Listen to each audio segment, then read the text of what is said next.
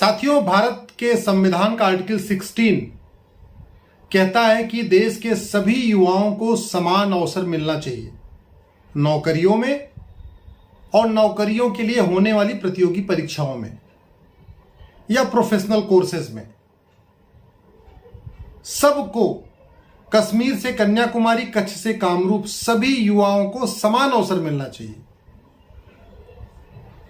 मैं आपसे जानना चाहता हूं, क्या वर्तमान समय में सबको समान अवसर मिल रहा है क्या? नीट की परीक्षा हो, मेडिकल की या इंजीनियरिंग की परीक्षा हो, जेई, या सेना में जाने के लिए एनडीए की परीक्षा होती है, आईएएस की परीक्षा होती है, और भी जितने भी मुख्य परीक्षाएं होती हैं, सबका पेपर तो एक होता है और वो पेपर सबके लिए होता है। ऐसा नहीं होता कि कश्मीर वालों के लिए अलग पेपर होगा, कन्याकुमारी वालों के लिए अलग पेपर होगा, लद्दाख वालों के लिए अलग पेपर होगा, लक्षद्वीप के लिए अलग पेपर होगा। पेपर एक होता है, लेकिन जो किताबें चल रही हैं वो बिल्कुल अलग अलग चल रही हैं। लक्षद्वीप का बच्चा अलग किताब पढ़ रहा है, लद्दाख का बच्चा अलग किताब पढ़ रहा है, यूपी का बच्चा अलग किताब पढ़ रहा है और बिहार का बच्चा अलग किताब पढ़ रहा है। तो जो आर्टिकल 16 कहता है सबको समान अवसर, वो कैसे संभव है? सबको समान अवसर तभी मिल सकता है जब या तो जिस तरीके से वन नेशन वन एग्जाम हो रहा है, सारे एग्जाम नेशनल लेवल पे हो रहे हैं, उसी तरीके से one nation one education board हो और वन नेशन वन सिलेबस हो। कंटेंट सबका एक हो, सिलेबस सबका एक हो। वो सरकारी स्कूल में पढ़े, प्राइवेट स्कूल में पढ़े, कॉन्वेंट में पढ़े, सरस्वती शिशु मंदिर में पढ़े, महंगे स्कूल में पढ़े, सस्ते स्कूल में पढ़े, मिडिल क्लास का बच्चा हो, लोअर क्लास का बच्चा हो, मंत्री का बच्चा हो, संतरी का बच्चा हो, कंटेंट सबका एक हो, यानी किताबें सबके लिए एक हो, तब सबको समान अवसर मिलेगा। और अगर ये ऐसा नहीं हो सकता तो दूसरा तरीका क्या है? IAS, JE, NEET, NDA, CLAT, bank, railway, सबका एक पेपर यूपी बोर्ड के हिसाब से बने, एक पेपर बिहार बोर्ड के हिसाब से बने, एक पेपर बंगाल बोर्ड के हिसाब से बने, एक पेपर केरल बोर्ड के हिसाब से बने, एक पेपर लद्दाख के बोर्ड के हिसाब से बने, एक पेपर जो है अपना राजस्थान बोर्ड के हिसाब से। तो भारत के संविधान में माइनॉरिटी डिफाइन है, न भारत के किसी कानून में माइनॉरिटी डिफाइन है। इसके बावजूद 1993 में माइनॉरिटी कमीशन बन गया, 2006 में माइनॉरिटी अफेयर मिनिस्ट्री बन गई। माइनॉरिटी के नाम पे दुनिया भर की योजनाएं चल रही हैं, माइनॉरिटी के नाम पे वजीफा जा रहा है, माइनॉरिटी को अलग से लोन मिल रहा है, माइनॉरिटी के नाम पे और भी दुनिया भर की सहूलतें चल रही हैं। माइनॉरिटी के नाम पे स्कीम, स्टेट अलग स्टेट स्कीम निकाल रहा है, सेंटर अलग स्टेट स्कीम निकाल रहा है, जबकि संविधान कहता है मजहब के आधार पे कोई पैसा खर्च नहीं होगा। हमारे यहां मजहब के आधार पे पैसा खर्च हो रहा है। और वैसे भी माइनॉरिटी सिस्टम वहां पे लागू होता है जो देश किसी धर्म के आधार पे या मजहब के आधार पे चलता है। जहां सबको बराबर अधिकार नहीं होता है, वहां पे माइनॉरिटी को अलग से प्रोटेक्शन की जरूरत होती है। जैसे पाकिस्तान है, वो शरिया से चलता है, वहां पे सब लोग समान नहीं है, इसलिए यूएन कहता है कि वहां पे माइनॉरिटी को अलग से प्रोटेक्शन की जरूरत है। बांग्लादेश शरिया से चलता है, इसलिए यूएन कहता है कि माइनॉरिटी को वहां पे अलग से प्रोटेक्शन देना चाहिए। अफगानिस्तान शरिया से चलता है, तो वहां पे यूनाइटेड नेशन कहता है कि भाई जो यहां पे माइनॉरिटी कम्युनिटी है उसको भी आप प्रोटेक्ट करिए, नहीं तो ऐसा ना हो खत्म हो जाए। भारत में तो संविधान लागू है। संविधान का मतलब ही है संविधान, ऐसा विधान जो सब पे समान रूप से लागू हो। यहां तो आर्टिकल 14 कहता है सब लोग एक बराबर हैं। आर्टिकल 15 कहता है किसी से जात, धर्म, भाषा के आधार पर भेदभाव नहीं होगा। आर्टिकल 16 कहता है हिंदू, मुस्लिम, पारसी, ईसाई सबको समान अवसर मिलेगा। फिर यहां माइनॉरिटी मेजॉरिटी कॉन्सेप्ट क्यों?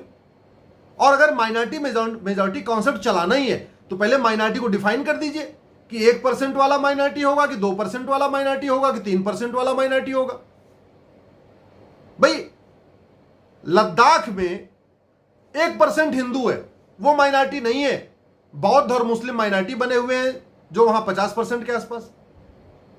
मिजोरम हिंदू केवल 2% है, वो माइनॉरिटी नहीं है। और जो कम्युनिटी वहां पे 88% है क्रिश्चियंस, वो माइनॉरिटी बने हुए। लद्दाख में हिंदू केवल, लक्षद्वीप पे हिंदू केवल 2% है, वो माइनॉरिटी नहीं है। मुस्लिम 97% है, वो माइनॉरिटी बने हुए। नागालैंड में हिंदू केवल 8% है, वो माइनॉरिटी नहीं है। क्रिश्चियंस वहां 88% के आसपास है, वो माइनॉरिटी बने हुए। तो मुझे लगता है चाहे वो मिजोरम हो, चाहे वो नागालैंड हो, चाहे वो मणिपुर हो, अरुणाचल हो, कश्मीर में हिंदू केवल 4% है, मुस्लिम वहां 95% है। हिंदू माइनॉरिटी नहीं है लेकिन मुस्लिम माइनॉरिटी बने हुए। तो इतना मैंने सुप्रीम कोर्ट में एक पीआईएल फाइल किया है और हमने मांग किया है कि देश में रह रहे सभी अवैध घुसपैठियों को, सभी रोहिंग्या को, सभी बांग्लादेशियों को 1 साल के अंदर यहां से निकाला जाए। मैंने अपनी पीआईएल में लिखा है कि यहां पे 5 करोड़ अवैध रूप से बांग्लादेशी और रोहिंग्या रहते हैं। इसमें से 1 करोड़ ने तो आधार बनवा लिया है, राशन कार्ड भी बनवा लिया है। आज माननीय सुप्रीम कोर्ट ने मेरी पीआईएल को एक्सेप्ट किया है और केंद्र सरकार के गृह मंत्रालय और सभी राज्य सरकारों को नोटिस जारी किया है। ये घुसपैठिए घूस दे के आते हैं, घूस दे के आधार बनवाते हैं, घूस दे के राशन कार्ड बनवाते हैं, घूस दे के वोटर आईडी बनवाते हैं, घूस दे के जनधन खाता खुलवा लेते हैं, घूस दे के वोटर लिस्ट में अपना नाम जुड़वा लेते हैं, घूस दे के झुग्गी बना लेते हैं, घूस दे के बाद में झुग्गी के बदले मकान ले लेते हैं और यहां के नागरिक बन जाते हैं। ये 5 करोड़ रोहिंग्या और बांग्लादेशी हमारा भारतीयों के हिस्से का रोटी, कपड़ा और मकान छीन रहे हैं। ये अवैध रूप से रह रहे रोहिंग्या और बांग्लादेशी हमारे हिस्से का रोजगार छीन रहे हैं, हमारा व्यापार छीन रहे हैं, चोरी, लूट, झपटमारी बढ़ा रहे, तस्करी बढ़ा रहे, अपराध में इनका बहुत बड़ा योगदान है। और सबसे बड़ी बात ये जनसंख्या विस्फोट कर रहे। आप किसी भी रोहिंग्या और बांग्लादेशी घुसपैठियों को देख लीजिए, उम्र 25 साल होती है और 5 बच्चों का बाप बन जाता है। 35 साल 40 साल वाले 10-10, 12-12 बच्चों के बाप बन चुके हैं। इतना ही जनसंख्या विस्फोट कर रहे हैं। इसलिए इनको निकालना बहुत जरूरी है। नहीं तो याद रखिए, एक देश था पर्शिया, मात्र 5000 घुसपैठिए गए थे, उन्होंने 100 साल में पर्शिया को ईरान बना दिया था। और भारत में तो 5 करोड़ घुसपैठिए आ चुके हैं। मैं आशा करता हूं कि केंद्र सरकार और सभी राज्य सरकारें हमारी याचिका का समर्थन करेंगी और जल्द से जल्द भारत में एनआरसी लागू किया जाएगा और देश में रह रहे सभी रोहिंग्या और बांग्लादेशियों को यहां से खदेड़ा जाएगा। यदि 50,000 रुपए से महंगे सामान को आधार से लिंक कर दिया जाए तो भारत में आज की रेट में कम से कम 10 लाख करोड़ की बेनामी प्रॉपर्टी मिलेगी। यदि 50,000 रुपए से महंगी संपत्ति को आधार से लिंक कर दिया जाए तो प्रॉपर्टी के रेट लगभग 30% कम हो जाएंगे, दवाइयों के रेट 50% कम हो जाएंगे, स्कूल की जो प्राइवेट स्कूलों की फीस है वो 50% कम हो जाएगी। इतना लोगों ने लूटा हुआ, इतना लोग लूट रहे। यदि 50,000 रुपए से महंगी संपत्ति को आधार से लिंक कर दिया जाए तो जो लुटेरे जो राजनीति में आते हैं देश को लूटने के लिए, वो राजनीति आना बंद कर देंगे। ये जो सफेद पोस्ट नेता और सफेद पोस्ट नौकरशाह जो मिल के देश को लूटते हैं, ये लूट बंद हो जाएगी। इसीलिए मैंने दिल्ली हाई कोर्ट में पीआईएल फाइल किया था आधार से प्रॉपर्टी को लिंक करने के लिए। पिछले साल यानी 2019 जुलाई में दिल्ली हाई कोर्ट ने नोटिस जारी किया था। याचिका अभी तक हाई कोर्ट में पेंडिंग है। गृह मंत्रालय और कानून मंत्रालय के जवाब का इंतजार है और इसके बहुत फायदे होंगे। राजनीति का अपराधीकरण खत्म होगा, अपराध कम होगा, ये जो एक्सटॉर्शन होता है, जो अपहरण वाला धंधा चलता है, वो खत्म होगा। इसके अलावा जो जमाखोरी, मिलावटखोरी, कालाबाजारी कम होगी, घूसखोरी, दलाली कम होगी, अलगाववाद, कट्टरवाद मिलेगा। आपने देखा होगा जो अलगाववादी हैं कश्मीरी, इनके पास करोड़ों की बेनामी प्रॉपर्टी है। यदि आधार से लिंक हो जाएगी तो इनकी बेनामी प्रॉपर्टी पकड़ी जाएगी, बेनामी प्रॉपर्टी सीज भी हो जाएगी। तो क्यों आएंगे, अलगाववाद क्यों फैलाएंगे? ऐसे बहुत सारे लोग जो जातिवाद फैला के, भाषावाद फैला के, क्षेत्रवाद फैला के, तुष्टीकरण के द्वारा सत्ता प्राप्त करना चाहते हैं, सांसद विधायक बनना चाहते हैं, वो बंद कर देंगे क्योंकि उनको पता है कि उनकी बेनामी प्रॉपर्टी पकड़ में आ जाएगी, जेल जाएंगे। इससे अच्छा भैया घर में बैठे रहो, लूटपाट बंद कर दो। इसलिए मैं कहता हूं कि सरकार को तत्काल 50,000 रुपए से महंगी प्रॉपर्टी को आधार से लिंक करने के लिए डिसीजन लेना चाहिए। मामला हाईकोर्ट में पेंडिंग है, अपना जवाब दाखिल करना चाहिए। आज की डेट में हिंदू के लिए अलग नियम चल रहा है, मुस्लिम्स का अलग कानून चल रहा है, पारसी का अलग चल रहा है, ईसाई का अलग अलग चल रहा है। जबकि संविधान कहता है कि भारत में आर्टिकल 44 यानी यूनिफॉर्म सिविल कोड होगा, सबके लिए एक कानून होगा। पर्सनल लॉ के बहुत सारे नुकसान हैं। उदाहरण के लिए हिंदू, पारसी, ईसाई जरूरत पड़ने पे भी दूसरा विवाह नहीं कर सकते। मान लीजिए पति पत्नी के बच्चे नहीं है और दोनों चाहते हैं एक विवाह और करें संतान के लिए, तब भी नहीं कर सकते। वहीं मुस्लिम्स मौज मस्ती के लिए भी 4 शादियां कर सकते हैं, 4 निकाह कर सकते हैं। इसी तरीके से हिंदू, मुस्लिम, पारसी, ईसाई का शादी की उम्र अलग अलग है।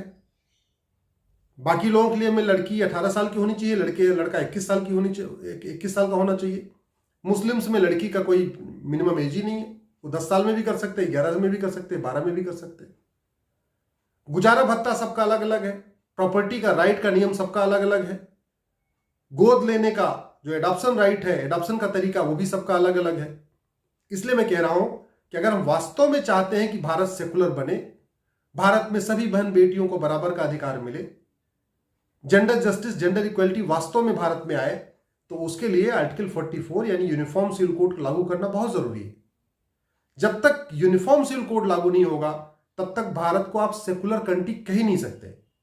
सेकुलरिज्म का मतलब ही होता है सबका अधिकार बराबर हो। अभी बिल्कुल इसका अलग चल रहा है। उदाहरण के लिए मान लीजिए मेरी 4 बेटियां हैं, जब तक वो मेरे साथ में हैं चारों का अधिकार बराबर होगा। लेकिन अगर उसमें से एक हिंदू से शादी करे, एक मुस्लिम से शादी करे, एक पारसी से शादी करे और एक ईसाई से शादी करे, जिस दिन ये शादी करेंगी बेटियां, उसी दिन चारों का राइट चेंज हो जाएगा। सेकुलर कंट्री में ऐसा नहीं होता। सेकुलर कंट्री में विवाह के पहले, विवाह के बाद जो राइट्स होते हैं वो बराबर होते हैं। और वैसे भी यूनिफॉर्म सिविल कोड जो है ये ह्यूमन राइट का इशू है, ये सिविल राइट का इशू है, इसलिए इसको लागू करना बहुत जरूरी है। बाल विवाह, रात्रि विवाह और घूंघट प्रथा ये हमारे सनातन धर्म का हिस्सा नहीं है।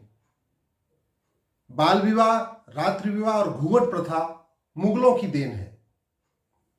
इसीलिए जहां जहां मुगलों का राज था वहां वहां बाल विवाह शुरू हुआ, रात्रि विवाह शुरू हुआ और घूंघट प्रथा शुरू हुई। जहां पे मुगल नहीं पहुंचे वहां लड़कियों की बड़ी उम्र में शादी होती है, 20-21 साल, 22 साल में शादी होती है। वहां पे दिन में विवाह होता है और वहां घूंघट प्रथा नहीं है। कर्नाटक में, तमिलनाडु में, केरल में, ऐसे राज्य जहां मुगलों का शासन नहीं था, वहां आज भी दिन में विवाह होता है। 20, 21, 22, 23, 24 साल की उम्र में विवाह होता है और घूंघट प्रथा नहीं है। लेकिन यूपी, बिहार, एमपी, राजस्थान, यहां मुगलों से बचने के लिए छोटी बच्चियों का विवाह किया जाता था, रात को विवाह किया जाता था, क्योंकि दिन में मुगल उठा लेते थे लड़कियों को, और घूंघट प्रथा शुरू हुई थी। इसलिए मेरा आप सबसे आग्रह है, सनातन धर्म को फिर से फॉलो करना शुरू करिए। और वैसे भी हमारे वेद में रात्रि विवाह महापाप बताया गया है। सनातन धर्म में सभी शुभ कार्य दिन में किए जाते हैं, सूर्य की रोशनी में किए जाते हैं, रात में नहीं किए जाते। रात में तो अंतिम क्रिया भी महापाप बताई गई है, यानी शव को जलाना भी रात में निषिद्ध है। और वैसे भी रात को भगवान हमारे शयन करते हैं, रात को मंदिरों का दरवाजा बंद कर दिया जाता है।